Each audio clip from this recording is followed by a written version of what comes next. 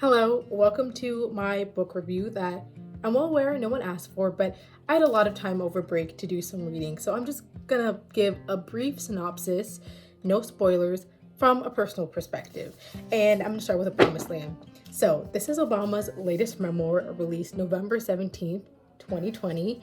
And if you don't already know, this book has sold over 3.3 million copies. It's a highly regarded book for a reason. And just a quick note, everyone in my family read this book. So we have so many copies laying around the house. My dad actually has the digital version where Obama is narrating the audiobook. So that's really cool. But that just goes to say, in case anyone is at all interested or curious or wanting to check it out, you are more than welcome to lend my copy. It is in pristine condition, I can promise you that.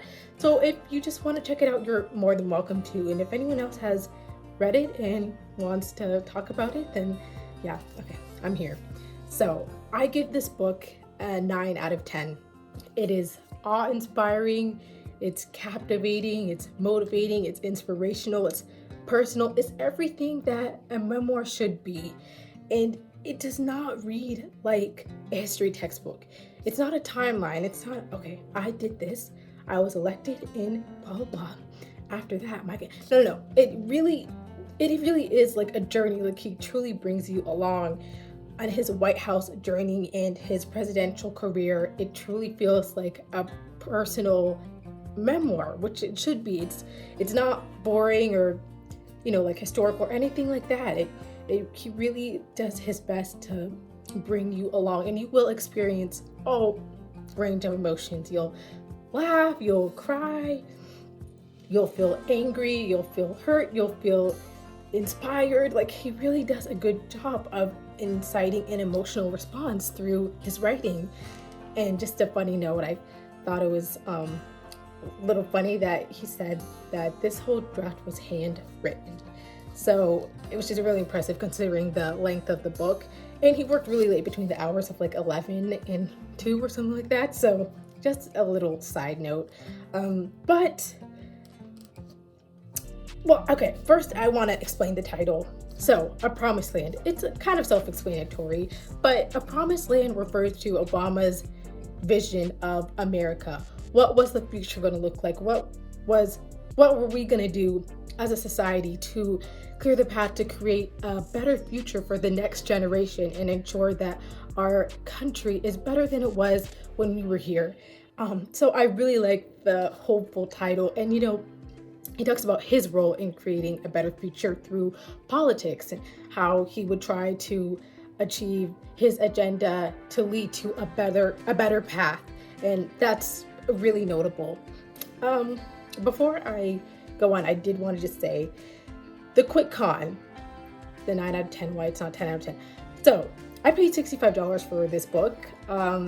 That's a little bit on the pricey side, if you will. And obviously you can see this book is over 700 pages, 751. Yeah, 751 to be exact, but with all the credits and whatnot. So it's time consuming. It does take a while. You're gonna have some patience. You need to have some patience to get through this. And but now it's at a cheaper price. I think I saw it at like Target or Amazon or whatever for like half off.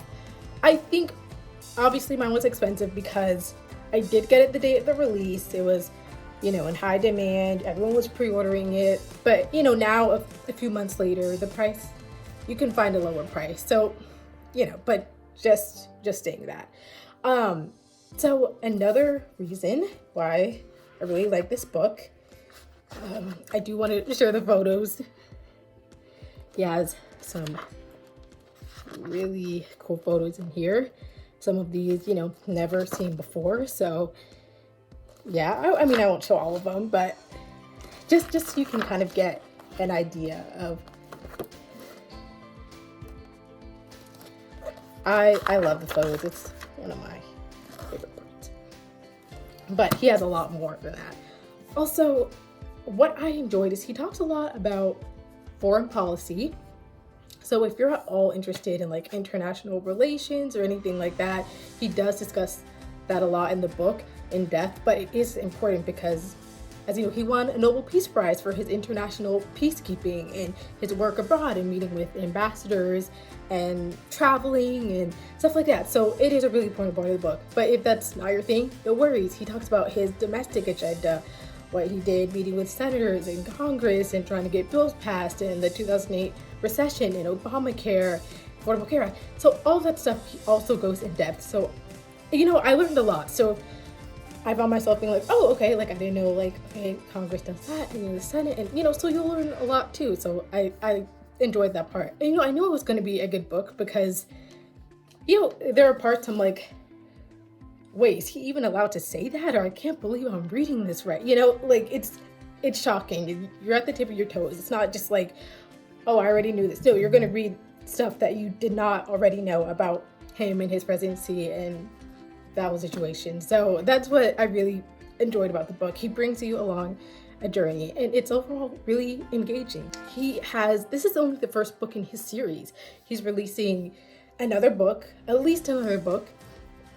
I don't know when, but there's going to be a few more books following this one. This is only volume number 1, so you can expect another book sometime in the future. And he's given a lot of interviews. He did one with the Washington Post. He did one with Oprah about, you know, just inside, like what it was like writing and editing and working with staff and stuff. So it is really interesting. So you can also like check out the interviews he did for the book. That is all I have for right now. But like I said, please do read if you're all interested, and thank you for watching.